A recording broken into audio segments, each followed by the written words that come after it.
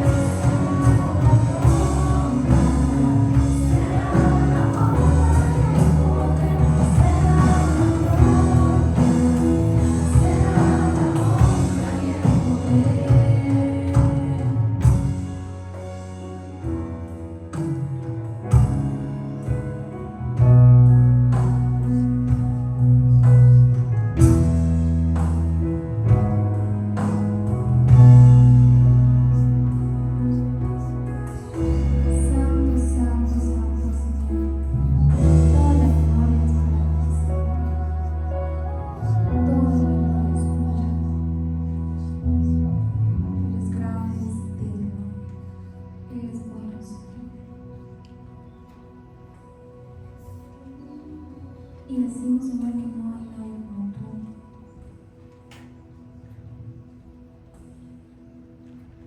No hay nadie igual a ti, Señor.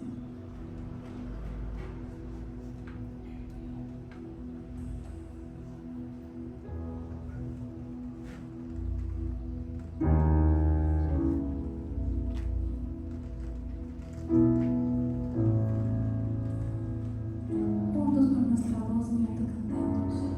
Oh, iglesia, Señor, unidos. Te decimos, Señor, te cantamos que no hay nadie igual a ti.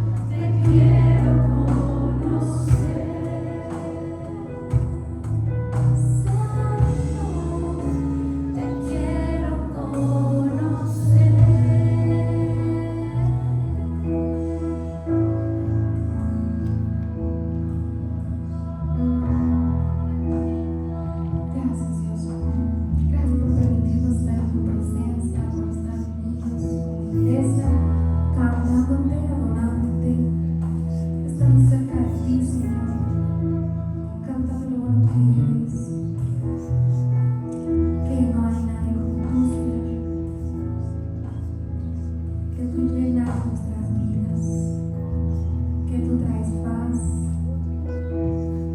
a nuestras vidas. Traes esperanza, Señor, a nuestras vidas. Gracias.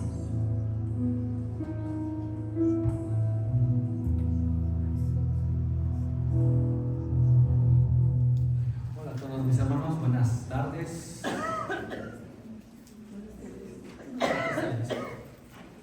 Buenas tardes a todos. Esperando que estén bien, gracias y paz a todos ustedes. Bueno, el día de hoy vamos a empezar orando. Este tema que el Señor me dio para este día es, bueno, a mí me ha impactado muchísimo.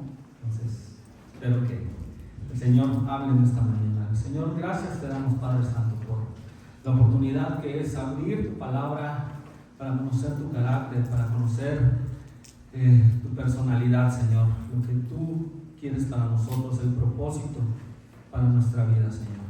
Gracias por tu bendita palabra, Señor, que nos pueda transformar, nos pueda dirigir hacia ese propósito que has trazado para nuestra vida, que es glorificarte a ti por sobre todo, Señor. En el nombre de Jesús, amén y amén. Bueno, el día de hoy voy a hablar de un tema en el cual, bueno, no es muy frecuente que se predique, no solo aquí, en muchas iglesias, una doctrina que es muy importante para nuestra vida cristiana, y es como tal la invitación hacia el Evangelio, y es la doctrina del arrepentimiento. La doctrina del arrepentimiento a veces se ha dejado un poco de lado para hablar a veces del amor de Dios, de las promesas de Dios. Cuando Jesús empezó su ministerio, Él empezó con estas palabras: arrepiéntanse y crean en el Evangelio. Y hay cosas que a veces la iglesia primitiva predicó, que a veces nosotros ya no predicamos con tanta frecuencia.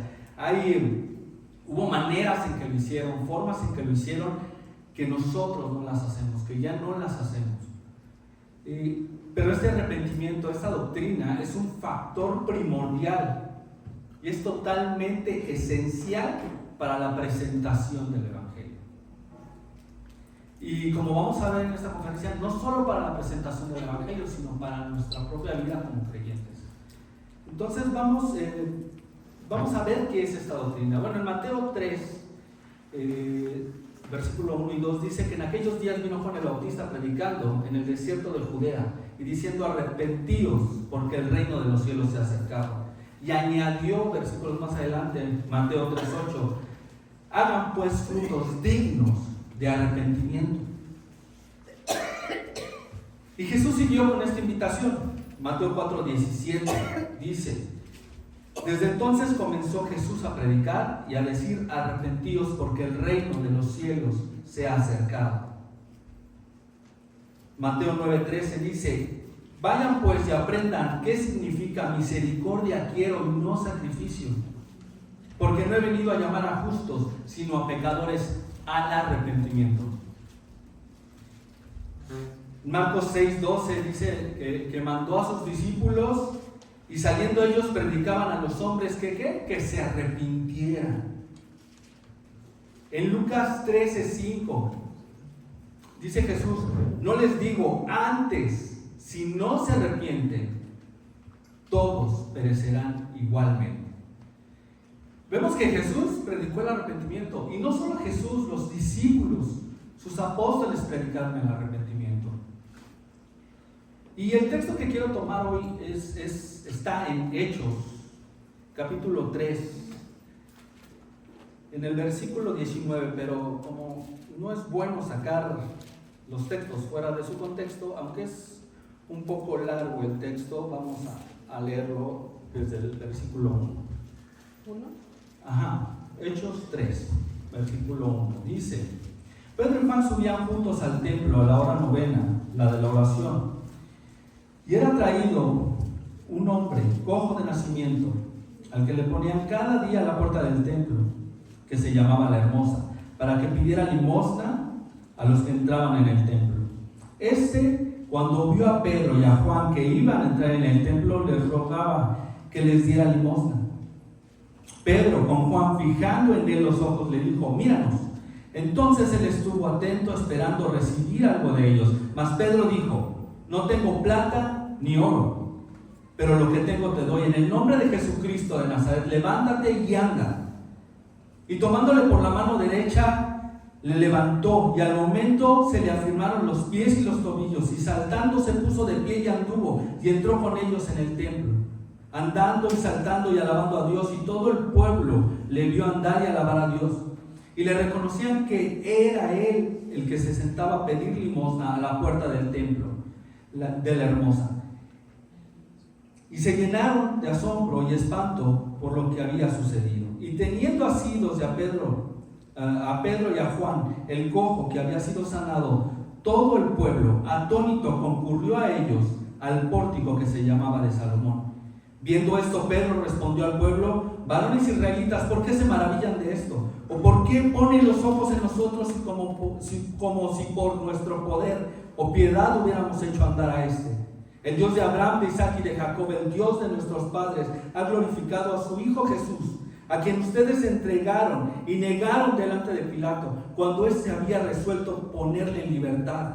Mas ustedes negaron al santo y al justo, y pidieron que se les diera un homicida, y mataron al autor de la vida, a quien Dios ha resucitado de los muertos, de lo cual nosotros somos testigos. Por la fe en su nombre, a este que ustedes ven y conocen, le ha confirmado su nombre, y la fe que por él le es dada a le fue dada a este completa sanidad, en presencia de todos ustedes. Mas ahora, hermanos, sé que por ignorancia lo han hecho, como también ustedes, gobernantes, pero Dios ha cumplido así lo que había antes anunciado por boca de sus profetas, que su Cristo había de padecer. Y este es el versículo de hoy. Así que arrepentíos y convertíos, para que sean borrados sus pecados, para que vengan de la presencia del Señor tiempos de refrigerio. ¿Y por qué tomé este texto? ¿Por qué tomé todo el texto? Para tomar este simple versículo. Te voy a dar un testimonio de algo que me pasó hace algunas semanas. Hace algunas semanas, estando en el centro, trabajo en el centro, había unos hermanos que estaban compartiendo, estaban predicando, compartiendo a la gente. Y se acercaron a mí para evangelizarme. No sé por qué, pero el Señor me dijo: escucha. Y pasó algo muy interesante. Ellos empezaron a predicarme acerca del Evangelio. ¿Cómo lo hicieron? Bueno, me puse a investigar. Dentro de todo esto hay uno de los movimientos que más ayudó a evangelizar América Latina en los últimos 40 o 50 años fue la Cruzada Estudiantil y Profesional para Cristo, así se llama, y tiene una página oficial en internet. Es famosa porque creó las 4 leyes espirituales y la oración del pecador. Su página oficial tiene estas 4 leyes, la oración, en 150 idiomas diferentes. O sea, te das cuenta de lo popular que es este método de evangelizar. Pero ahora yo te voy a leer, te voy a decir las 4 leyes, lo que a mí me predicaron, lo que a mí me dijeron, exactamente igual a como lo hicieron. En primer lugar me dijeron: Dios le ama y tiene un plan maravilloso para su vida. En segundo lugar me dijeron: el hombre es pecador y está separado de Dios, por tanto no puede conocer ni experimentar el amor y el plan de Dios para su vida. La tercera ley dice: Jesucristo es la única provisión de Dios para el pecador. Solo en Él puede usted conocer y experimentar el amor y el plan de Dios para su vida. Y por último, la cuarta ley dice: debemos recibir individualmente a Jesucristo como Señor y Salvador para poder conocer y experimentar el amor y el plan de Dios para nuestra vida.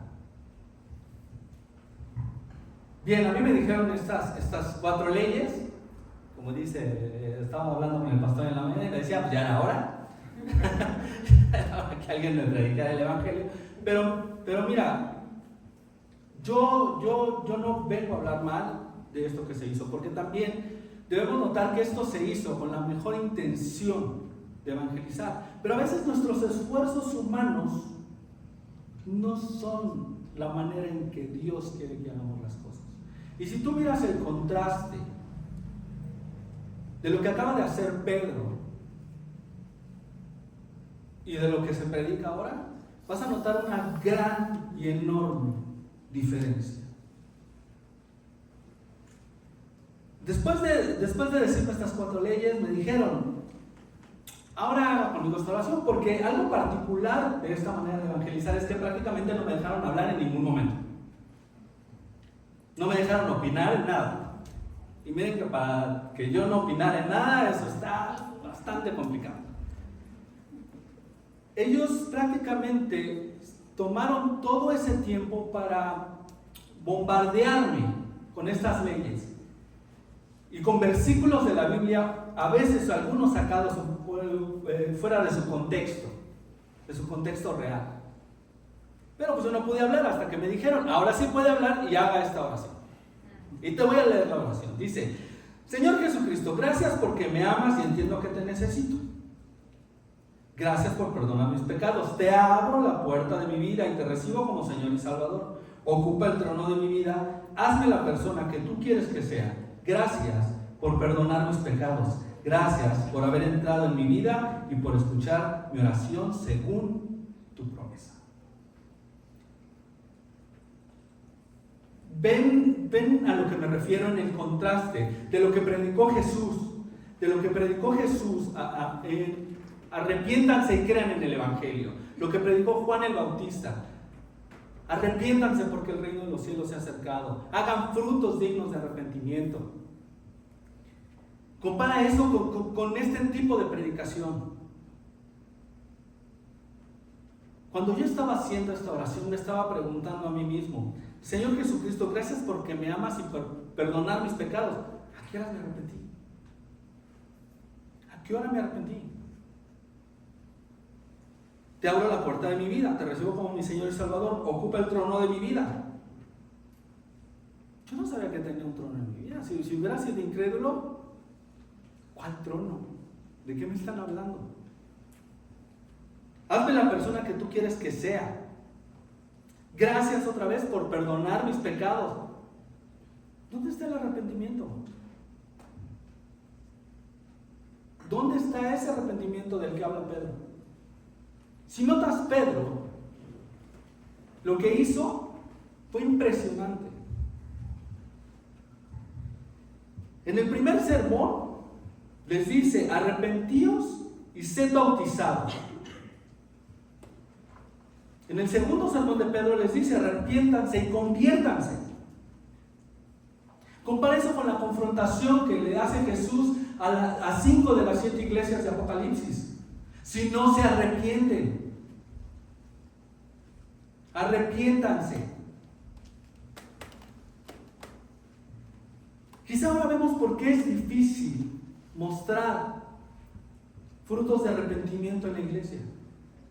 ¿Por qué no vemos vidas cambiadas? Este tipo de predicación que hizo Pedro convirtió al final de ese día a 5,000 personas. Había 5,000 cristianos convertidos, genuinos, que no solo se arrepintieron, transformaron su entorno, transformaron su mundo. A tal grado que Pablo, en la carta a los romanos, les dice, su fe es famosa en todo el mundo. Si comparamos este tipo de predicación a nuestros intentos humanos de querer acercar a la gente a Dios, podemos ver cuánto hemos fracasado.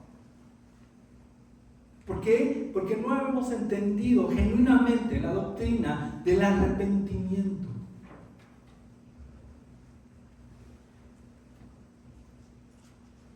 Bien, Martín Lutero, conocemos a Martín Lutero, el que inició el movimiento de la Reforma, clavando sus 95 tesis en la Catedral de Wittenberg, en 1517. Martín Lutero era un maestro de la palabra, un maestro. En el libro de Romanos, eso es espectacular, porque ahora que estamos viendo Romanos, muchas de las cosas, del estudio que tenemos es sacado de los pensamientos de Martín Lutero. Pero quiero que vean las primeras 4 tesis, las primeras 4 posturas que tiene Martín Lutero.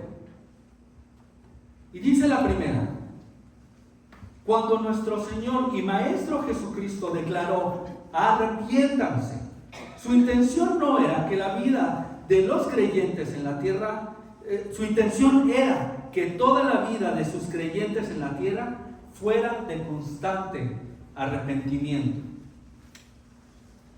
Postura número 2: la palabra arrepentimiento no puede ni debe entenderse como un sacramento de la penitencia, la cual es la confesión de pecados que se hace a un sacerdote y la reparación que se realiza bajo su ministerio. Ahorita te voy a explicar un poco qué significan estas tesis.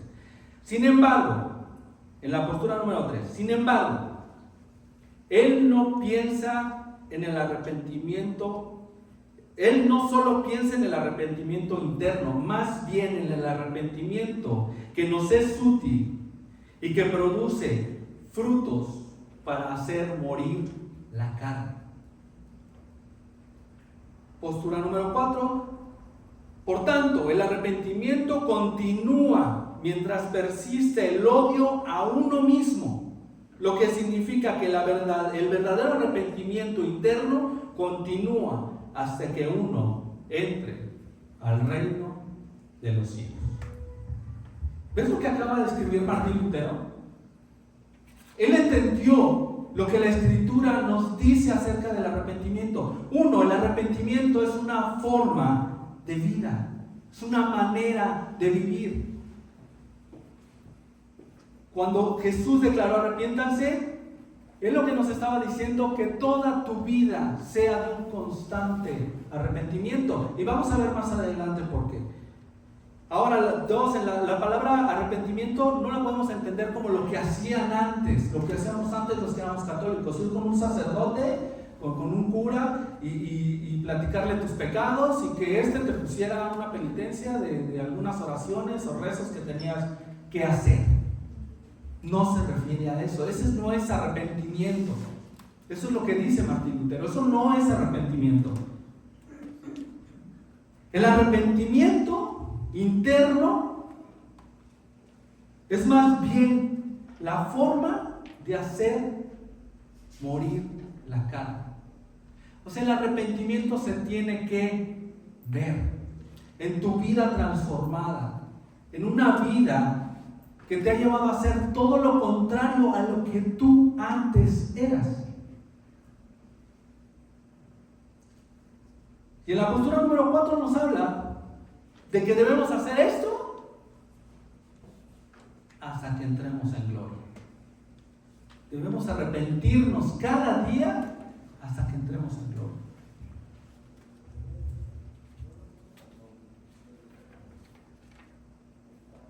Así es que el arrepentimiento en la Biblia implica un cambio completo e irreversible. Nota la palabra irreversible. Quiere decir que si te estás arrepintiendo, debes estar consciente de que no vas a regresar a eso. Ese es un arrepentimiento completo, de mente y de corazón, de acciones. El arrepentimiento reconoce nuestro pecado y reconoce que este pecado es una ofensa para Dios. Arrepentirse significa dar una vuelta completa, un giro desde nuestro corazón. de nuestro ego, de nosotros mismos, hacia los mandamientos de Dios, reconociendo que Él es el que reina en nuestra existencia, en nuestra vida. Eso es lo que debemos de reconocer. Por eso nos arrepentimos, porque sabemos que hemos pecado contra Dios. Ahora, esta palabra arrepentimiento en el griego es un verbo, metanoeo, que literalmente significa un cambio de mente, un pensamiento que viene después. Eso es lo que significa la palabra en griego. Pero la palabra en griego, este verbo, tal vez no nos diga mucho. Muchos eruditos de griego, muchos eruditos en este idioma antiguo, nos dicen que no solamente implica un cambio de mente, sino también un cambio en el corazón de las personas. ¿Por qué un cambio de corazón? Porque tú puedes saberlo mentalmente, puedes conocer el Evangelio mentalmente, en tu mente, pero ese Evangelio no ha transformado tu corazón. Eso no es arrepentimiento. Cuando tú conoces la palabra de Dios, por eso la palabra de Dios es tan importante para la vida de un creyente y para el que no lo es. Porque ¿qué es lo que le predicamos a las personas? Les predicamos el arrepentimiento para perdón de pecados. Arrepiéntete para que tus pecados sean perdonados. ¿Dónde lo dice? Vamos a la Escritura. Porque Jesús murió y resucitó. ¿Dónde lo dice? En la Escritura. Si te fijas cómo están concebidas las leyes espirituales, en todas ellas está implícito el amor de Dios. En todas está el amor de Dios, para que puedas conocer el amor de Dios. Porque el que no es creyente no conoce el amor de Dios. Para que puedas conocer el amor de Dios. El amor. El amor está implícito ahí, pero no está implícito el arrepentimiento. No está implícito la manera en que puedes acceder a ese amor. Tienes que arrepentirte. Y yo sé que a veces el arrepentirnos nos cuesta mucho trabajo. Y eso lo vamos a tomar ahorita en un momentito más. Pero quiero seguir con la palabra, lo que significa la palabra. Pero esta palabra no determina exactamente ¿de qué te tienes que arrepentir? Porque significa nada más un cambio de mente. ¿Un cambio de mente a qué? Y si vemos en la palabra de Dios,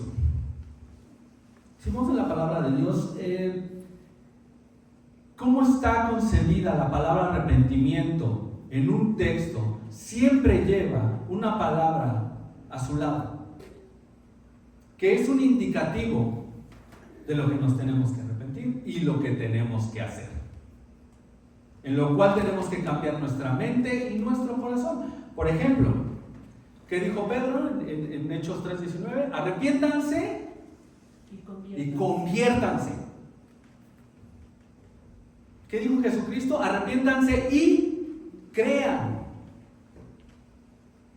Pedro otra vez diciendo, arrepiéntanse y bautícense. Arrepiéntanse para perdón de pecados. Siempre que esta palabra está en la palabra de Dios, está en un párrafo de la palabra de Dios, siempre lleva un indicativo de qué es lo que tenemos que hacer, en qué tenemos que cambiar nuestra mente y para qué.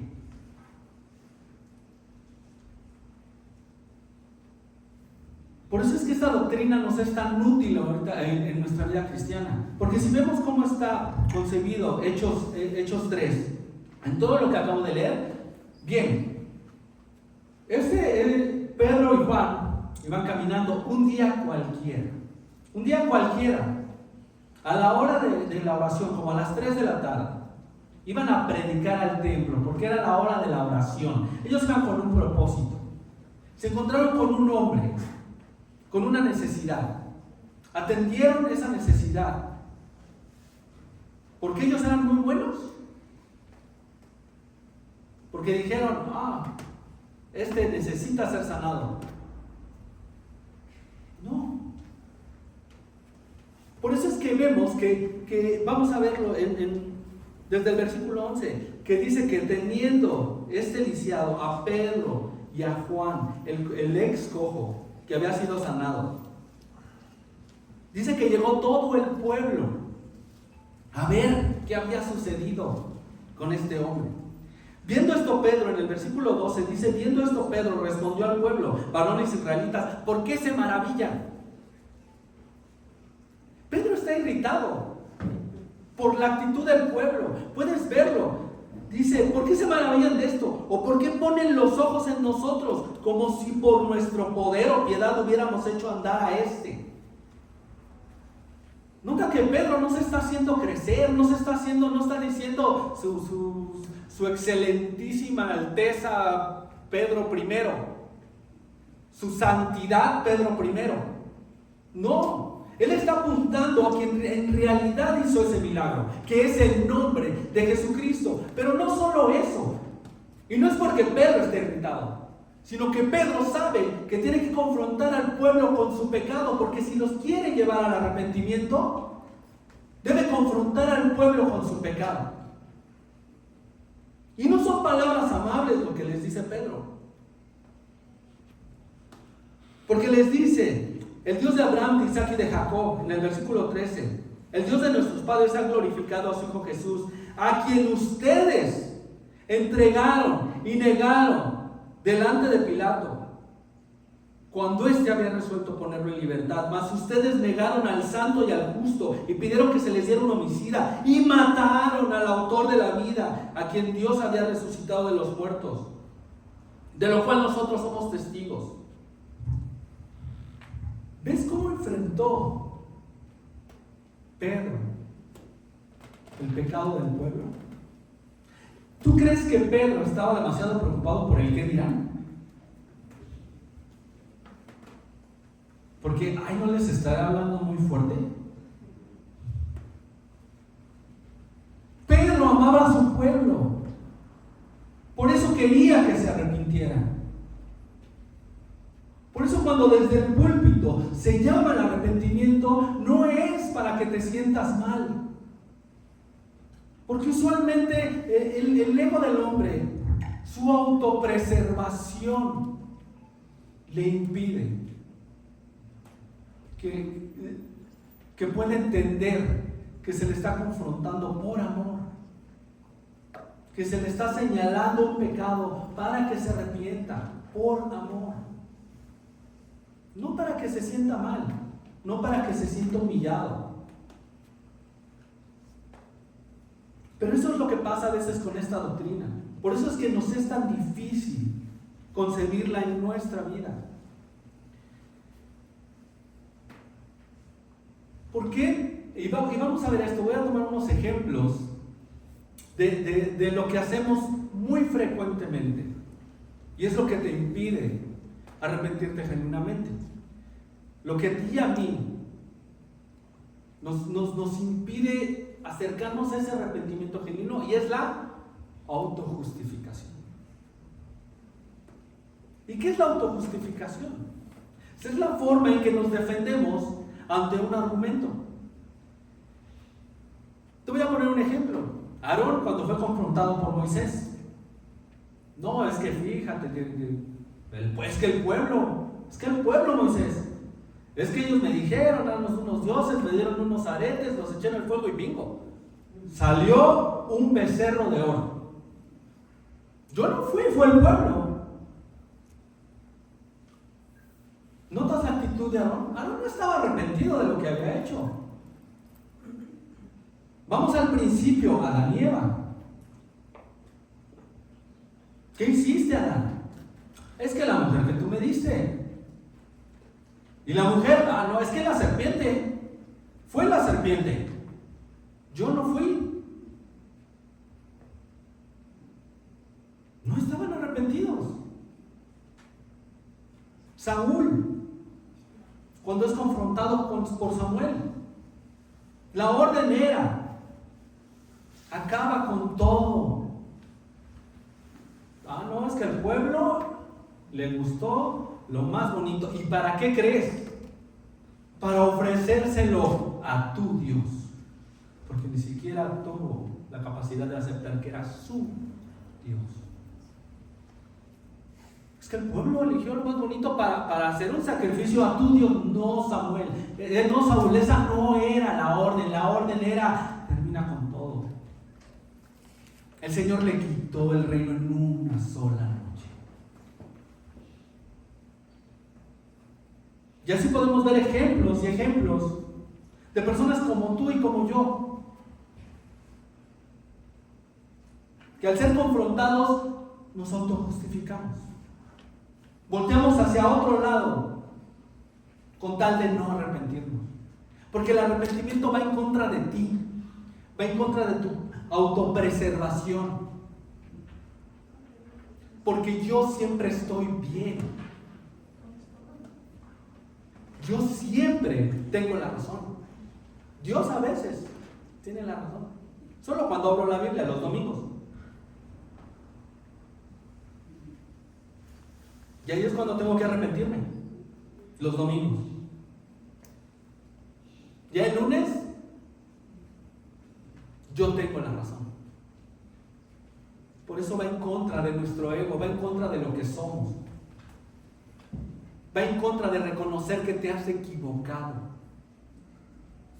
Y te lo digo porque a mí hay veces que todavía me encuentro teniendo esta lucha de cuando me he equivocado. Estoy casado.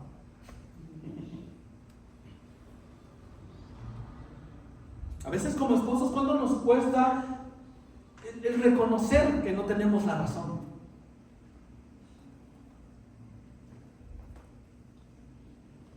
Pero vamos a la palabra de Dios y nos dice: arrepiéntete. Arrepiéntete. Cambia tu mente, cambia tu corazón con respecto a. Pero quiero ponerte un ejemplo, ahora sí, un ejemplo bueno, porque no todo en la vida es malo. No todo en la vida está mal.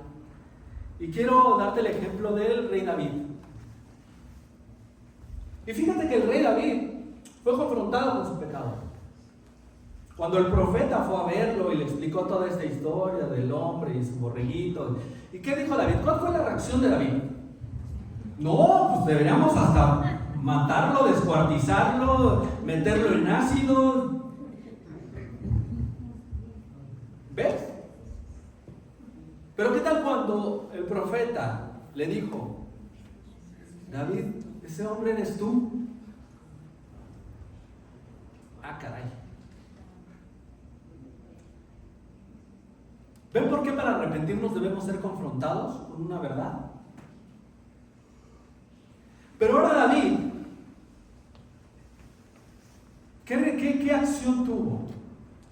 Dijo: no, es que ella, ¿para qué sale así a bañarse así? No, hombre, yo no tengo la culpa, pues es ella.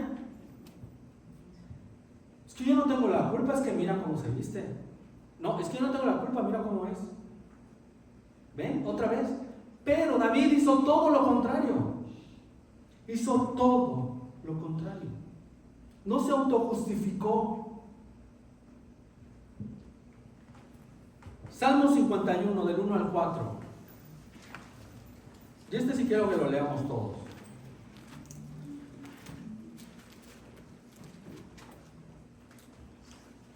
Y es David, después de eso que acaban de escuchar: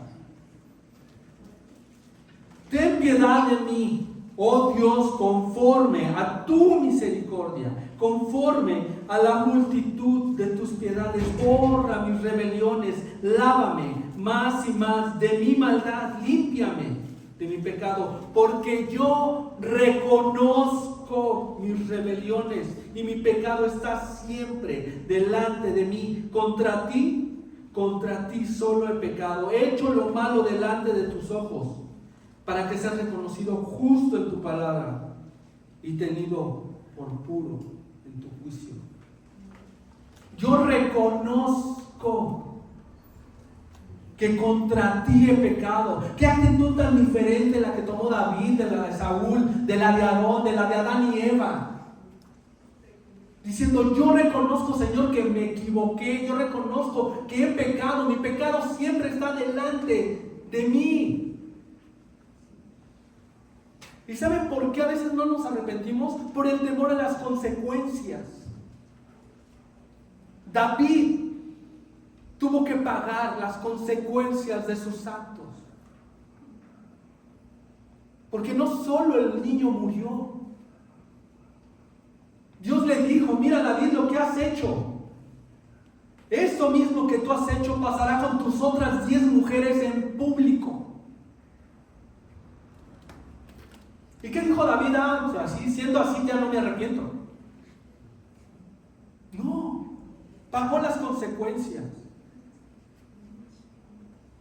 Vemos lo que hemos siempre comparado a Pedro con Judas.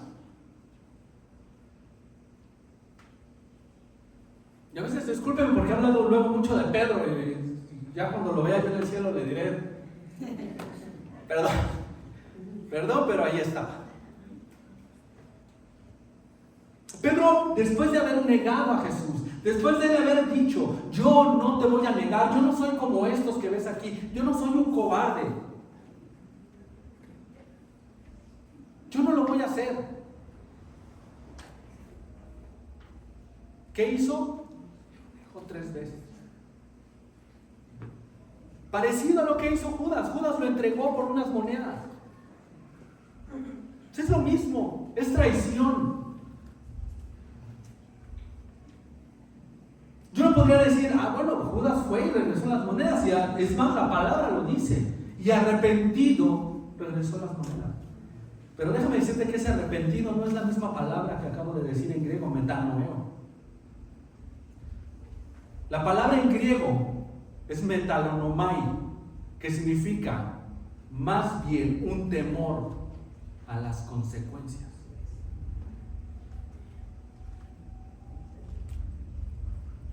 Judas se mató por el temor a las consecuencias. Y te voy a decir algo, Pedro tuvo el valor de sentarse junto a Jesús y ver su rostro de nuevo y escuchar estas palabras de Jesús. Pedro, ¿me amas? Imagínate, ponte en el lugar de Pedro. ¿Qué hubieras sentido tú? Porque yo ya me puse en ese lugar y de verdad, ver a tu Señor, al que traicionaste, al que negaste, al justo y al santo, como lo dice Pedro. Pasajes después, al justo y al santo, y que el justo y el santo te diga, Pedro, ¿me amas?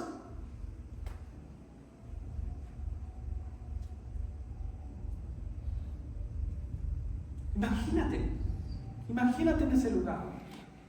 Pero Pedro afrontó su consecuencia y vivió para el Evangelio, vivió para predicar el Evangelio. Y te digo algo, lo crucificaron de cabeza,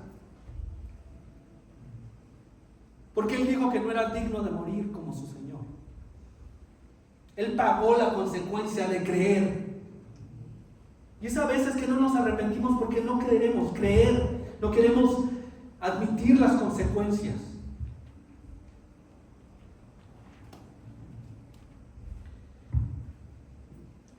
Pero debemos ser confrontados, así como Pedro, así como todos estos hombres, aún los que se justificaron. En 2 de Corintios 7, del versículo 8 al 10.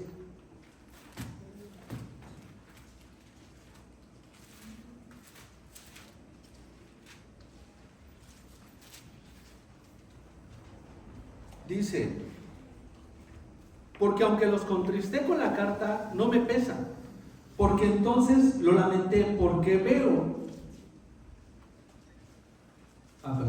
Porque aunque los contristé con la carta, no me pesa, aunque entonces lo lamenté, porque veo que aquella carta, aunque por algún tiempo los contristó, ahora me gozo, no porque hayan sido contristados, sino porque fueron contristados para arrepentimiento, porque han sido contristados según Dios, para que ninguna pérdida pareciera por nuestra parte.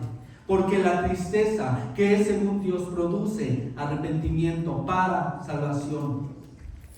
De que no hay que arrepentirse, pero la tristeza del mundo produce muerte.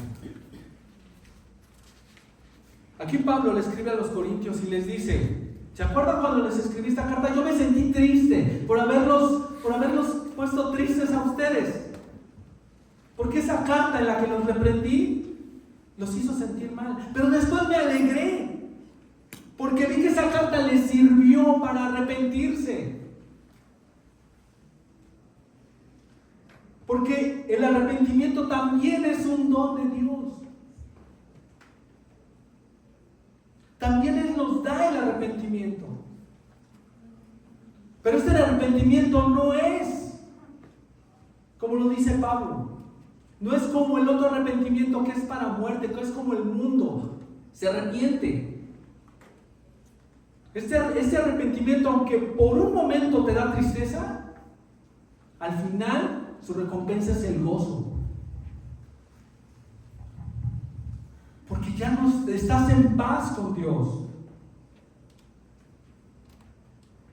Hay un escritor que me gusta mucho que se llama A.W. Tozer. Y escribió esta frase que me noqueó.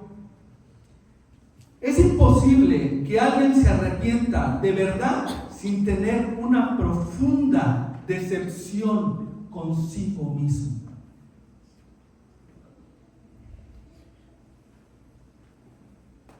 De saber que hemos fallado, de saber que le hemos fallado a Dios. Esto nos debería llevar, esta doctrina es tan interesante que también la usa Dios para llevarnos y mantenernos en santidad. Porque cuando tú piensas que no tienes de nada de qué arrepentirte, créeme, mi hermano, siempre tenemos algo de qué arrepentirnos. Por eso debemos pedir a Dios que Él nos revele de qué tenemos que arrepentirnos.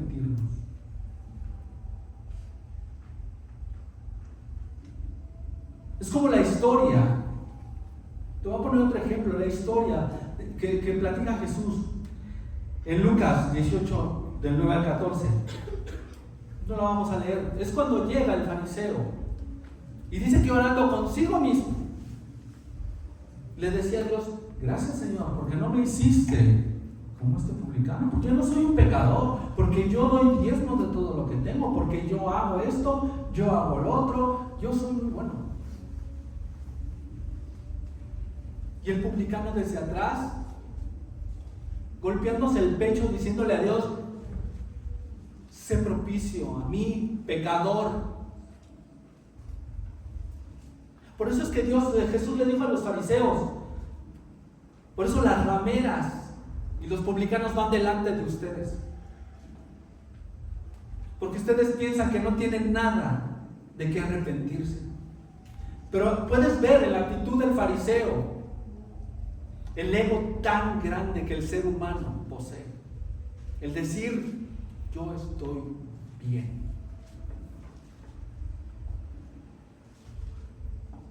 Yo estoy bien. El ser humano incrédulo allá afuera diciendo: yo estoy bien, yo no necesito rendirle cuentas a Dios, yo no necesito rendirle cuentas a nadie, porque yo estoy bien, porque yo así nací, porque esta es mi naturaleza, porque yo así me percibo.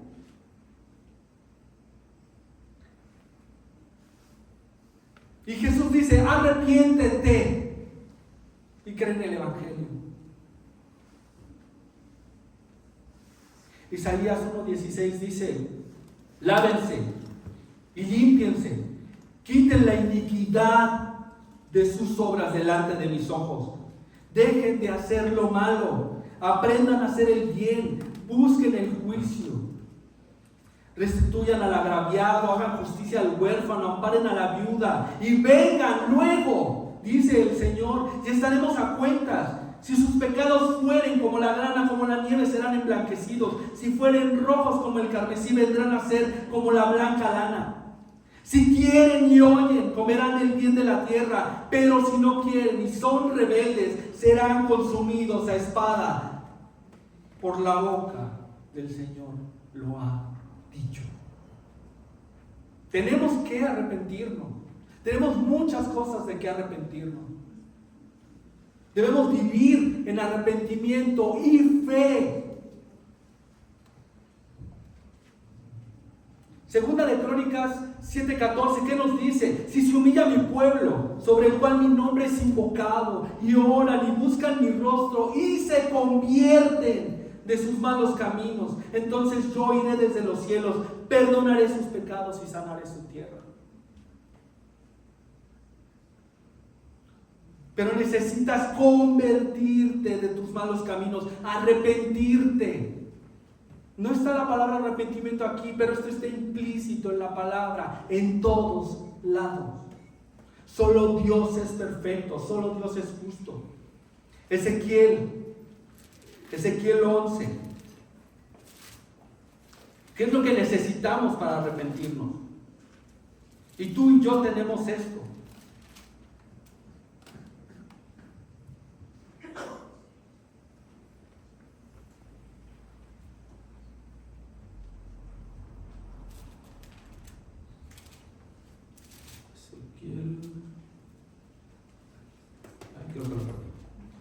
Bueno, ¿qué dice Ezequiel? Y les daré un nuevo corazón, un corazón de carne, y quitaré del medio ese corazón de piedra en medio de su carne. ¿Para qué? Para que puedan cumplir mis mandamientos. Pondré en ustedes un nuevo espíritu. Y ahora nosotros tenemos ese espíritu. ¿Y el espíritu qué te hace? Te redarguye, te convence de pecado, de juicio, de que te tienes que arrepentir. No solo es para los incrédulos, es para nosotros los creyentes, y más para nosotros los creyentes. Porque si quieren ver una iglesia transformada por el poder del Evangelio, debemos arrepentirnos y convertirnos, como decía Pedro, para que tiempos de refresco vengan, para que seamos vivificados de nuevo. Ezequiel 11:19. Y les daré un corazón y un espíritu nuevo. Ese lo tenemos ya. Ya lo tenemos. ¿Por qué no nos arrepentimos?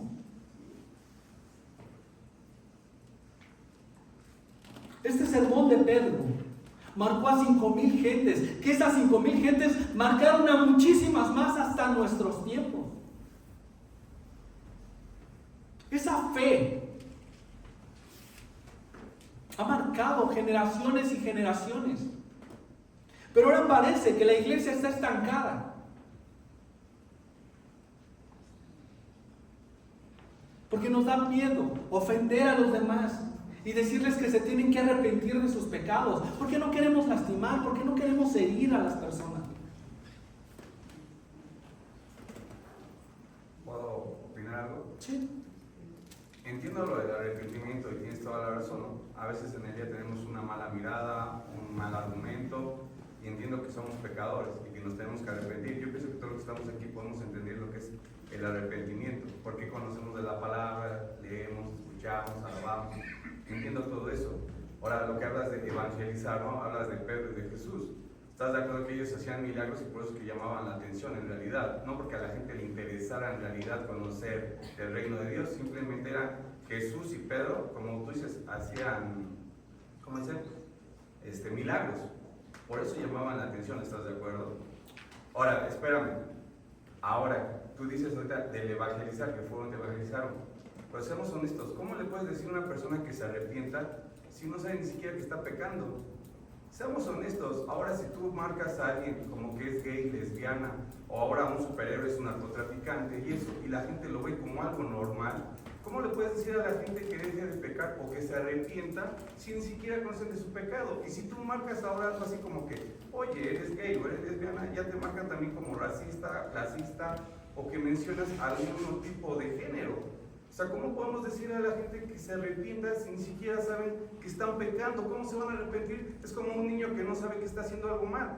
¿Sabe cuando está haciendo algo mal? Cuando tú le dices, sé que también nosotros tenemos que trabajar en ese aspecto, pero seamos honestos, el mundo te marca todo diferente ya ahora, ¿no? Que ahora todo es normal y que debes de ser un poquito más de nueva generación, o no sé cómo se diga, para llegar a ese tipo de cosas. Entonces, ¿cómo podemos decir a una persona que se arrepienta si ni siquiera sabe que está pecando y ni siquiera sabe lo que es el arrepentimiento? Yo entiendo que yo tengo una mala mirada a diario, que tengo una mala palabra o un mal pensamiento, pero esa gente que no conoce de nada y que aún uno, como dices, lo quiere ir a evangelizar, ¿cómo podemos ser con esa gente?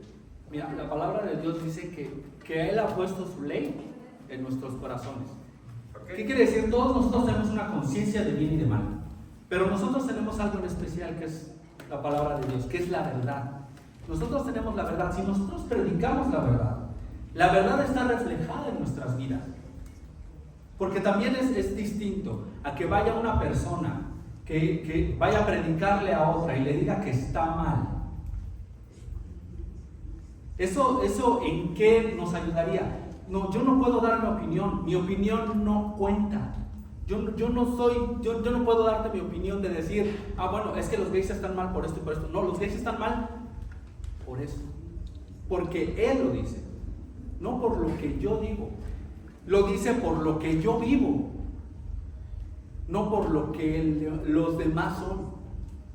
Lo que nosotros vivimos permea en nuestra sociedad. Cuando tú le dices a tus hijos, tú necesitas vivir una vida conforme a la voluntad de Dios, conforme a sus reglas. Él puede entender dos cosas. Puede entender que Él es libre de hacer lo que quiera, o puede entender que hay un Dios que está por encima de todo. Cuando entendemos que hay un Dios que está por encima de todos, entonces tenemos una verdad. Sabemos que la palabra es la verdad. La palabra es la verdad absoluta. La palabra es la verdad absoluta. Si tú vas con alguien, obviamente no vas a ir con el homosexual y vas a pararte en su marcha y decirles, están pecando y se van a ir todos al infierno. No. ¿Cómo lo vivimos nosotros? Predicando en nuestra vida diaria, predicándole a los que tenemos cerca, viviendo una vida conforme a la voluntad de Dios, conforme al Evangelio. Ahora, lo cierto es que el Espíritu Santo es el que nos guía a toda verdad y a toda justicia. El Espíritu Santo es el que convence de pecado. No somos nosotros. Si nuestra vida está guiada por el Espíritu de Dios, Él va a ser el que va a hablar a través de nosotros. Nosotros no tenemos que poner algún esfuerzo humano por nuestra parte, porque si no, completamente todo. Ven las cuatro leyes que puse. Esos son intentos humanos. Intentos humanos. Esos son nuestros intentos humanos de querer acercar a la gente a Dios, sin depender del Espíritu Santo, sin depender de esta palabra. Pedro les predicó, sí, de algo que habían hecho. Y había milagros, sí. Pero los milagros no son lo más importante. Porque Pedro, ¿qué fue lo que hizo? Dijo, no, olvídense del milagro, eso ni siquiera es importante. Lo importante es esto, que se tienen que arrepentir. Él no apuntó hacia el milagro. No les dijo, como ahora lo decimos muchas veces en las jornadas, que de sanidad y de milagros, y ven Jesús, y ven tú y yo vamos a hacer milagros el miércoles. Como si a Dios lo pudiéramos programar y decirle cuándo tiene que hacer milagros y cuándo no. Él hace milagros y lo sigue haciendo como quiere, cuando quiere y a su manera. Él es soberano. No podemos decir, yo le doy una ayudadita a Dios. No podemos. Porque cuando nosotros metemos nuestra ayudadita, echamos a perder todo. Debemos depender del Espíritu, debemos depender de las herramientas que Él nos ha dado, que es su palabra. Y nuestro testimonio delante de los hombres, como cristianos, viviendo genuinamente para Él. En todas, lo voy a poner en este aspecto. ¿Qué dijo Dios? Sean santos. ¿Por qué? Porque yo soy santo.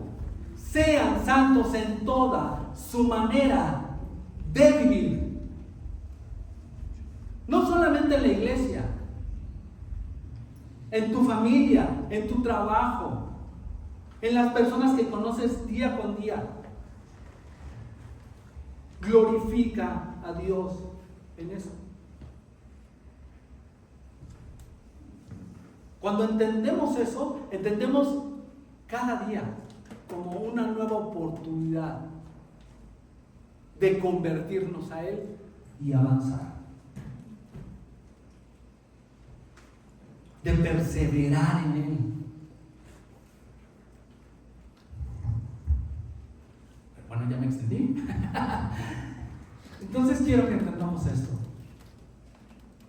Dios es soberano en nuestras vidas. Debemos volvernos a Él. Debemos volver a su palabra, a su evangelio. Él transformará nuestras vidas. Él nos ha dado un nuevo corazón, un nuevo espíritu, para que le adoremos, para que vivamos en sus mandamientos, para que podamos amarlo. Tal vez no perfectamente, pero sí sinceramente. Cada día, cada paso, cada instante, que Él pueda decir de nosotros, porque su fe es famosa en todo el mundo, porque han permanecido fieles, porque hay 2 iglesias en Apocalipsis que no las reprendió, porque fueron fieles. No porque no necesitaron arrepentirse, simplemente fueron fieles. Necesitamos ser fieles. Que cada día nos dé más arrepentimiento, que cada día nos dé más conocimiento de su palabra para poder entender cuál es su propósito en nuestra vida. Y ese propósito es glorificarlo a Dios en todo. Dignificar la imagen de Dios que ha puesto en cada hombre y en cada mujer. Porque somos hechos a imagen de Dios. Por tanto debemos amar a nuestro prójimo, porque en Él está impresa la imagen de Dios.